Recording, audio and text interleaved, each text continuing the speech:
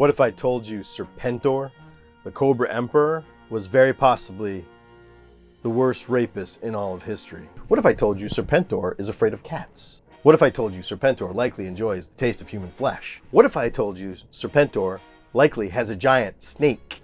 And by snake, I mean dick. That's right. We are here to take a deep dive into the fractured psyche of Serpentor and look at all of the men that make up his DNA. Serpentor is one of the great characters in G.I. Joe history. No, not the one from the cartoon.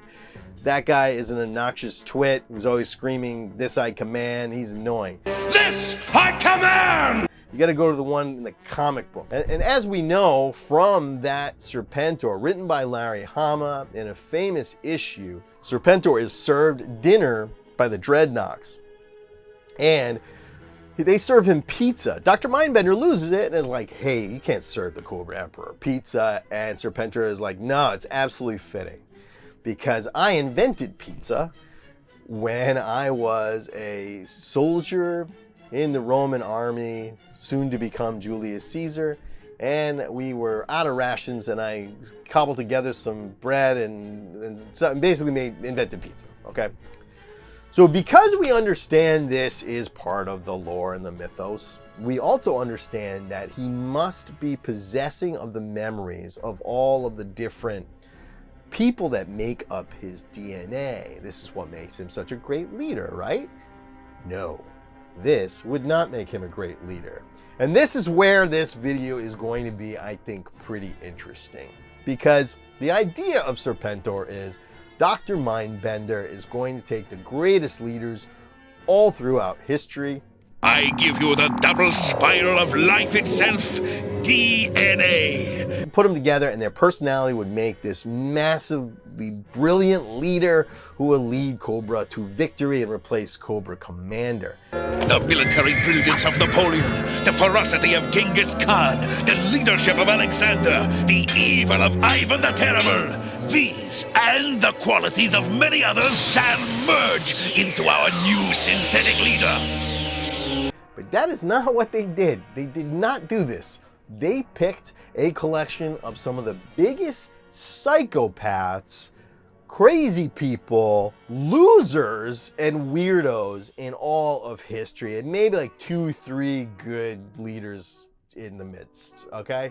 I'm gonna tell you 15 facts from the lives of the many people who make up Serpentor's DNA, and you're gonna see that he would be a much more fascinating, much more bizarre character than we even think. By the way, this is a new series I wanted to try where we're going to do a deep dive. We're calling it Going In Too Deep. We're going to do a deep dive into G.I. Joe lore. We're going to take everything way too seriously on purpose, and we're going to explore things in a realistic way. Let me know what else you would like me to explore in the comments below. But now let's get into it, okay? First of all, we have to address this. Who trusts this man to do anything or to make up any kind of idea of, or, why would you go with this man's idea? So this is basically the premise of Serpentor, is Dr. Mindbender has a dream.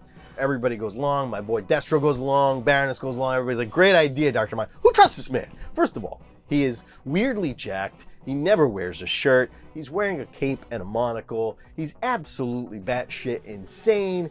And yeah, he's a genius, I guess, but he's also clearly a madman. Had Destro or the Baroness done any of the Googling, I guess you couldn't have Googled back then, that I did, they would have said, "F no, Mindbender, pick a new list. Get some better people here." George Washington, Winston Churchill. There are great leaders throughout time that would have been better than this group of psychopaths. Let's get into it. Here's our first fact. Serpentor has a huge and it's actually in a jar in St. Petersburg, Russia.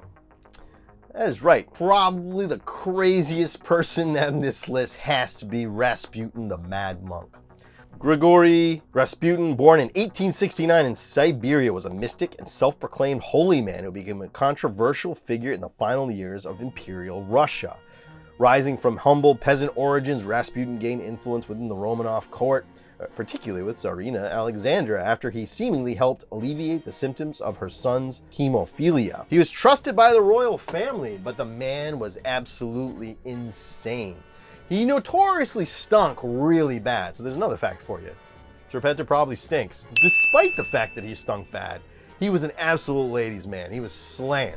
Another theme on this list, Serpentor was getting women all over the place. Some of them by choice. But in this case, Rasputin was an absolute ladies' man. Despite the fact that he stunk, he notoriously also has a massive thing. And it is so big that upon his death, they removed it and preserved it in a jar of formaldehyde. And you can actually go see this thing in St. Petersburg, Russia, in a museum. The idea of Serpentor having Rasputin in his DNA would make him an absolute madman. Rasputin notoriously talked to the devil on a regular basis. He was severely mentally ill. He was a faith healer and an absolute insane person. I don't know why you would let this man anywhere near the DNA of your supposed great ruler. You will go away and destroy yourself. Grigori, no! Here is the amazing true story of the man whose evil genius still fascinates the entire world. Serpentor was likely afraid of cats. Actually, the chances of him being afraid of cats is really high. In fact, several of Serpentor's DNA relatives are afraid of cats. Napoleon Bonaparte, Julius Caesar, and Alexander the Great all are reported to be afraid of cats. Alexander the Great was one of history's greatest military commanders and the king who created one of the largest empires of the ancient world. This would have been one of the people that makes sense, at least one person on the list who is not an absolute insane monster. Alexander the Great was also afraid of cats, which actually makes the best person to go up against Serpentor Spearhead, because he has his friend Max the Bobcat. We can only imagine Serpentor would run. Serpentor likes the taste of human flesh. One of the most baffling decisions in the DNA inclusion has to be Montezuma. Why you would have Montezuma on the list? Like, what? I guess Montezuma is a great leader, maybe? I don't know. Montezuma II was the 9th emperor of the Aztec Empire, reigning from 1502 to 1520. He is remembered for his role during the first contact between the Aztecs and Spanish conquistadors, led by Cortez. We all know how that worked out. Montezuma made a bafflingly horrifying decision in order to open the gates to Cortez and befriend him. There was a religious prophecy that a white man would come and bring salvation to the Aztecs, and it is thought that possibly Montezuma thought Cortez was that man. Of course he was not.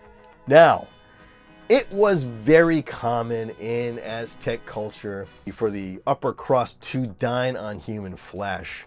If they could avoid killing their opponent in battle, they would. Instead, they would bring the warrior home as a prisoner, keep them for a while, eventually sacrifice and harvest their heart, and then cook the human flesh for a meal.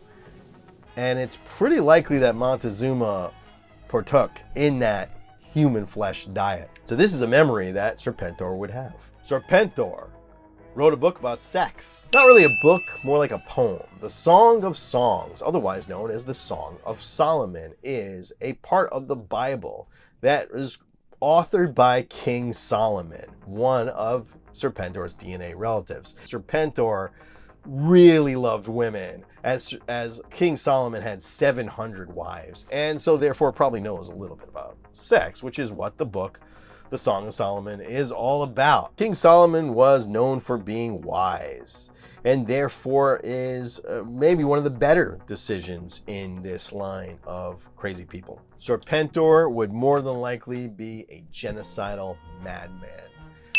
Several of these people on this list are absolute genocidal maniacs, none worse than Ivan the Terrible. Ivan the Terrible, known as the first Tsar of Russia, reigning from 1547 to 1584. Ivan ascended to the throne at the age of 3, and his rule was marked by both significant centralization of power and brutal repression. Ivan was known for severe and often erratic behavior. He would tie his enemies to sleds and push them into freezing cold waters. He created basically an oppressive state in Russia where all of his enemies would be executed. He even beat his own son to death. Why you would include this man on the list is absolutely insane.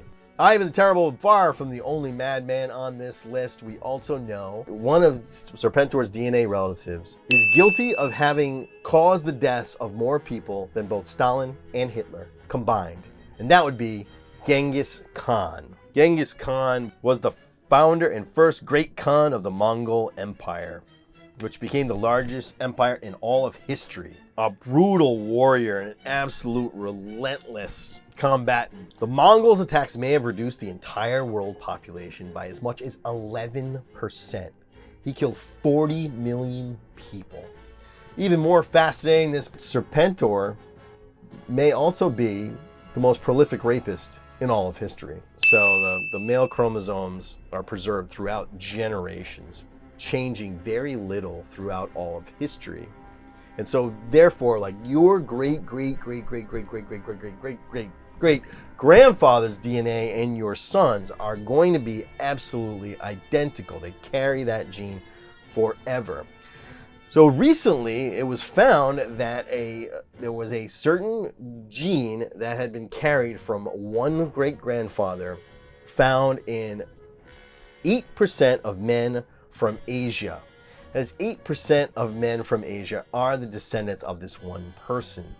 And it is theorized that this one person must be Genghis Khan, who spread all along the world and also was known to, as a part of the spoils of war, would take a bride or rape the women. That's what they did back then. That is what most of them did throughout history, even, it still happens, I guess. So as this, Serpentor would have the memory of being the world's most prolific rapist. Some of Serpentor's DNA relatives are losers. Xerxes. You might know Xerxes best from the movie 300 as the weird, creepy looking dude got his ass handed to him by the 300 Spartans. Actually, he wins, but then goes on and the Spartans sacrifice, spurs the Greeks on to take on Xerxes and destroy him. What's funny about Xerxes, and the most baffling person on this list, is that he is not a conqueror, not a skilled battlefield leader. He is basically a fail son of a better and greater king. Born around 518 BCE as the son of Darius I and Queen Attila, Xerxes inherited a vast empire stretching from Egypt and the Balkans to India. But he's mostly famous for losing, for failing to invade Greece and getting his ass handed to him. Why you would include this absolute pathetic loser on the list is beyond me. He was also known and hated by his people. He oversaw grand construction projects, including the completion of his father's work at Persepolis, which nearly bankrupted his society, and eventually he was assassinated. He was hated and made fun of as being effeminate and ineffective loser. I know effeminate is not necessarily a bad thing now. Back then it would be used as an insult, and clearly he was a hated man. Why you would include this guy on the list, I don't know, unless you just want him to lose. Serpentor might be prone to incest. Amenhotep, who ruled the dynasty from 1391 to 1353, his reign marked the height of Egypt's power, wealth, and cultural influence. However, he also was known for marrying a couple of his daughters. And this was one of those things where you could look at the past and you'd say, well, that incest was common. But actually at the time, even some of his people were repulsed by it, although it was not uncommon among royalty to marry your daughters. Serpentor is kind of an asshole. Erik the Red, born Erik Thorvaldsson around 950 CE in Iceland, was a Norse explorer renowned for founding the first Norse settlement in Greenland. Erik earned his name the Red due to his fiery temperament and possibly the red tint of his hair and beard. Exiled from Iceland for 3 years due to manslaughter over a simple dispute. He was kicked out and exiled for just starting fights and murdering people for stupid reasons. This would explain the horrific temperament of Serpentor and any of the cartoons, which never jived with me as how would anybody follow this guy. Whereas the Serpentor of the comic book was inspiring and amazing. He had more of the DNA of people like Julius Caesar or Alexander the Great in him than he did the crazy folk like Rasputin or Ivan the Terrible or Xerxes. Serpentor wrote a romance novel. One of the most famous of Serpentor's DNA relatives has to be Napoleon Bonaparte, who was an absolute military genius and became one of France's most influential and controversial leaders. He declared himself Emperor of France and expanded the French Empire across Europe. His brilliant tactics made him a feared general, but his ambition led to overreach, particularly with the disastrous invasion of Russia in 1812. Some might know he was quite a lubber, as many of Serpentor's DNA relatives are lubbers. Napoleon Bonaparte actually wrote a romance novel, Clisson et Eugenie, in 1795. I know my French pronunciation was absolutely perfect there. Is a fictionalized account of a doomed romance between a soldier and his lover. So, Serpentor would be quite a ladies' man. Maybe we'd hook him up with Pythona or something. I used to make him. I actually had a whole like run where he like got in. He and Zorana were a thing. I don't know why I came up with that, but that was the thing for me. That he ended up falling in love with Zorana. Weird matchup of like punk rock girl and Cobra Emperor, and they had a little love thing. Even though like making Road Pig sad because we don't know Road Pig is in love with Zorana. It's likely that Serpentor might collect trophies of his victims. One of the great leaders, the few great leaders on this list, actually is Geronimo. And this would have been a guy, I think, at odds with a lot of the other personalities. As Geronimo was an absolute fierce warrior and killer and evaded capture for years and won many great victories against the U.S. government. It'd be interesting to think about how Geronimo's DNA might feed into a hatred of the American government. Serpentor might use that, might have a little bit of a desire for vengeance against America that would make some sense of why he might hate G.I. Joe more than just as their enemy. But as an Apache warrior, Geronimo did make a habit of collecting the scalps of his enemies. Scalping was a practice in which you would cut off the scalp and yank it off the head of your enemy and keep it as a proof of your victory. The scalp was somewhat of a sacred symbol to Apache warriors, and they would protect their own scalps greatly and even maybe decorate. Some Native American warriors decorated their scalps as a sort of dare to say, come get mine. But it's likely that this bit of one of Serpentor's few good DNA relatives would be there, and that impulse might still exist. Serpentor would most likely be a sick fuck. One of the DNA sources of Serpentor is Vlad Tepes, aka Vlad the Impaler, the inspiration for Dracula. He was a horrifically monstrous warrior. But one of the practices and where he got his name was he wanted to set a precedent to terrify his enemies, and therefore he would impale them on giant stakes. He would put the stakes on the ground so that they would reach high up in the air so everybody would be able to see what he would do to them and leave them at the border of his enemies' territories.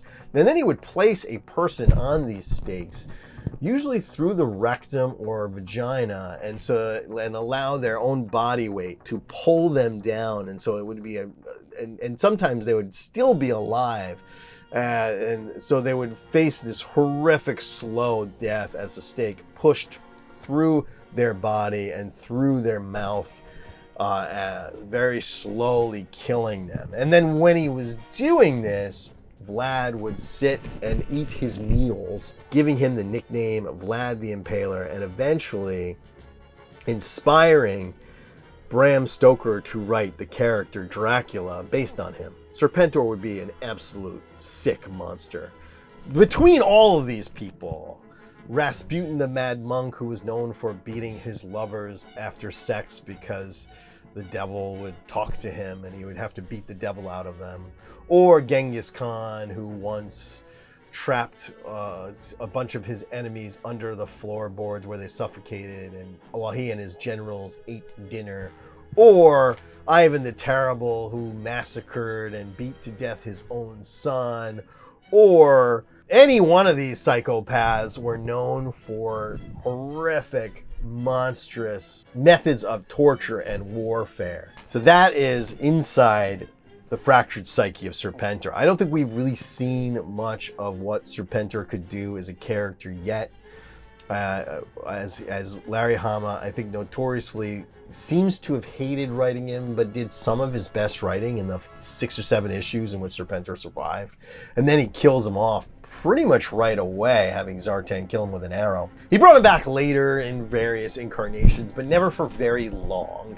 And I would love to see a real exploration getting really into what this would mean to have a person with all of these various aspects of characters, all these various memories of the world's greatest collection of psychopaths and generals and some heroes mixed in, would make him one of the greatest characters in the lore and something that should be explored.